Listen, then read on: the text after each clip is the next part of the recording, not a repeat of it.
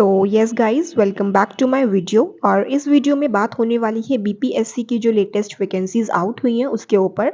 तो सबसे पहले हम देख लेंगे क्लास 6 से लेके क्लास 8 की जो एलिजिबिलिटी है वो क्या है और किस तरीके से जो है एग्ज़ाम का पैटर्न रहने वाला है, सिलेबस और ये सारी बातें हम डिस्कस करेंगे। तो आप वीडियो पूरी देखना।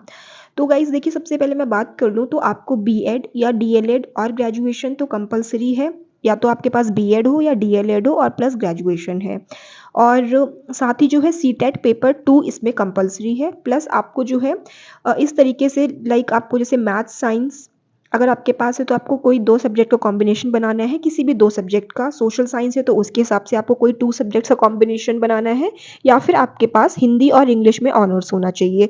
तो अगर आपके पास मैथ्स एंड साइंस है तो आप जो है इन चारों सब्जेक्ट्स में से आप कोई भी 2 कॉम्बिनेशन बनाएँगे, सॉरी 1 कॉम्बिनेशन 2 सब्जेक्ट जैसे मैथ्स और फिज़िक्स या मैथ्स और बायोलॉजी या केमिस्ट्री, फिज़िक्स कैसे भी करके 2 सब्जेक्ट आपको चूज़ करने हैं कॉम्बिनेशन के लिए। सोशल साइंस है तो आपको history, geography, polity, philosophy, economics, psychology, commerce, sociology, home science इन सभी में से कोई भी 2 सब्जेक्ट चूज़ करके एंड आपका एक कॉम्बिनेशन बनेगा।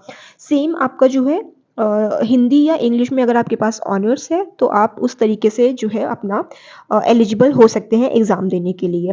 तो ये सारी बातें जो हैं इम्पॉर्टेंट रहती हैं किसी भी एग्ज़ाम को देने से पहले। लाइक आप अगर ये एग्ज़ाम देंगे तो आपको समझना ज़रूरी है कि आप किस तरीके से अपना कॉम्बिनेशन क्रिएट कर सकते हैं फर्स्ट क्लास 6 से लेके क्लास 8 तक के लिए, अगर आपको अपना एग्ज़ाम देना है और सीटेट पेपर 2। तो अभी जो है सीटेट पेपर 2 तो आपको चाहिए, और लेकिन यहाँ पे हम देख लेते हैं कि सीटेट पेपर 2 के लिए किसको कितने मार्क्स लाने ज़रूरी हैं ताकि वो क्वालिफ़िकेशन में आ सके। तो अगर हम बात करें सबसे पहले मेल और फीमेल की, तो यहाँ पे सबसे पहले हम मेल, जैसे क्योंकि ये बिहार का पेपर है तो यहाँ पे बिहार के मेल के लिए अलग क्राइटेरिया है और जो अदर स्टेट के मेल हैं उनके लिए अदर क्राइटेरिया है। तो जो बिहार के जो मेल हैं उनको अगर हम जनरल, ओबीसी और एससी एसटी कैटेगरी में देखें तो जनरल के लिए उनको चाहिए 90 नंबर जो बिहार के जो मेल हैं, और ओबीसी के लिए 82 मार्क्स चाहिए। एंड आपको जो है एससी एंड एसटी के लिए उनको चाहिए 75 मार्क्स, ठीक है, जो बिहार का मेल है। और जो अदर स्टेट के हैं उन सभी को, चाहे वो किसी भी कैटेगरी के हैं, उन सभी को 90 मार्क्स चाहिए। वो कंपलसरी है 90 मार्क्स लाना, ठीक है। फीमेल का देख लेते हैं। अगर वो बिहार की फीमेल है तो जनरल के लिए 82 चाहिए, ओबीसी के लिए भी 82 चाहिए, और एससी एसटी है तो 75 मार्क्स। और अगर अदर स्टेट की फीमेल है तो उनको 82 मार्क्स ही चाहिए, चाहे वो किसी भी कैटेगरी से आती हैं। तो ये थी बात आपकी सीटेट की एलिजिबिलिटी की कि किस तरीके से आप जो है क्वालिफ़ाई कर सकते हैं कितने मार्क्स लाकर। तो ये बातें आपको बिल्कुल ध्यान में रखनी होंगी, तभी जो है आप अपना मैक्सिमम मार्क्स अगर आप अपने ध्यान में रखेंगे तो आपका जो है सीटेट पेपर 2 तो इस तरीके से आप जो है अपना अकॉर्डिंगली आप सीटेट पेपर 2 के लिए प्रिपेयर्ड रह सकते हैं पहले से अपने माइंडसेट को बनाकर। देन अगर हम बात करें 9th और 10th और 11th एंड 12th लेवल की, तो इसमें आपको चाहिए 9th और 10th लेवल के लिए आपको रिक्वायरमेंट रहेगी बीएड। आप एक तो आपके पास बीएड होना चाहिए, दूसरा आपके पास एसटेट पेपर 1 होना चाहिए, एंड ग्रेजुएशन तो रहेगी ही। अगर बीएड है तो ग्रेजुएशन भी होगा आपके पास।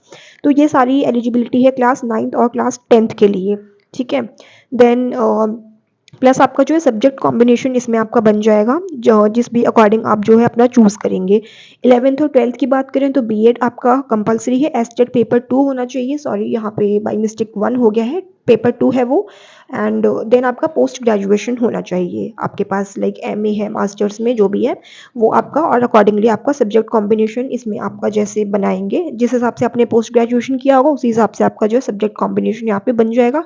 तो ये सभी बातें आपको बहुत ज़्यादा ज़रूरी हैं ध्यान में रखने के लिए। देन अगर हम थोड़ा सा एग्ज़ाम का पैटर्न हमने देख लिया, थोड़ा सा हम देख लेते हैं कि एग्ज़ाम किस तरीके से आता है। तो देखिए, लैंग्वेज पेपर जो है आपका, जैसे लैंग्वेज पेपर में इंग्लिश एंड हिंदी की अगर हम बात करें तो इंग्लिश जो है आपकी 25 क्वेश्चंस आपके इंग्लिश के आएंगे, जो कि बहुत ही बेसिक इंग्लिश होगी, बहुत ही इजी है। आप लास्ट ईयर के पेपर्स देख सकते हैं। हिंदी आपकी 75 क्वेश्चंस आएंगे और जो कि बहुत ही इजी रहते हैं। और इसमें जो क्वालिफाइंग मार्क्स हैं वो आपके 30 नंबर रहते हैं। तो 30 मार्क्स आपको लाने हैं क्वालिफाई करने के लिए अपना ये language paper. Okay, then move to the main exam. अगर हम मेन एग्ज़ाम को देखें तो इसमें जो है आपका टोटल 120 क्वेश्चंस रहने वाले हैं मेन एग्ज़ाम में। और 120 क्वेश्चंस में से आपका जो है कॉमन पेपर आपके 40 क्वेश्चंस कॉमन पेपर में रहेंगे एंड जो मेन सब्जेक्ट जो आपका रहेगा, जो आपका खुद का सब्जेक्ट है, वो आपका 80 क्वेश्चंस का है। तो 40 क्वेश्चंस में आपके ये सारे सब्जेक्ट्स रहेंगे, जनरल जो मैथ्स है, रीजनिंग है, करंट अफेयर है, जीके, जीएस, साइंस, ईवीएस, ये सभी आपके जो है सब्जेक्ट्स रहने वाले हैं। 40 क्वेश्चंस इसमें से आएंगे एंड मेन सब्जेक्ट जो आपका है, जैसे आप अगर 6th से लेके 8th तक का पेपर दे रहे हैं तो आपको 10th लेवल तक का पढ़ के जाना है अपने सब्जेक्ट को, जो कि एक बेसिक लेवल रहेगा, ज़्यादा हार्ड नहीं होगा, मॉडरेट होगा। 9th और 10th वाले को भी 10th लेवल तक का पढ़ के जाना है, बट वो थोड़ा सा हार्ड लेवल रहेगा। और क्लास 11 12th में है तो आपको 12th लेवल तक का पढ़ के जाना है, लेकिन वो थोड़ा सा इजी लेवल आ सकता है। लास्ट ईयर के पेपर को देख के मैं ये बता रही हूँ, नेगेटिव मार्किंग आपकी नहीं होगी, no negative marking in this exam, okay. तो ये सभी बातें थी आपकी जो है एग्ज़ाम के सिलेबस को लेकर। तो आई होप आपने बहुत ही अच्छे से समझ लिया होगा आपका पूरा एग्ज़ाम, क्योंकि अगर आप किसी भी एग्ज़ाम की प्रिपरेशन कर रहे हैं तो उस एग्ज़ाम को समझना ज़रूरी है। तो सबसे पहले आप इसका सिलेबस समझिए, इसका पैटर्न समझिए, लास्ट ईयर के क्वेश्चंस को एक बार ज़रूर एनालिसिस उसका कर लेना आप, ताकि आप जो है अच्छे से समझ सकें। तो आई होप आपको वीडियो समझ आ गई होगी।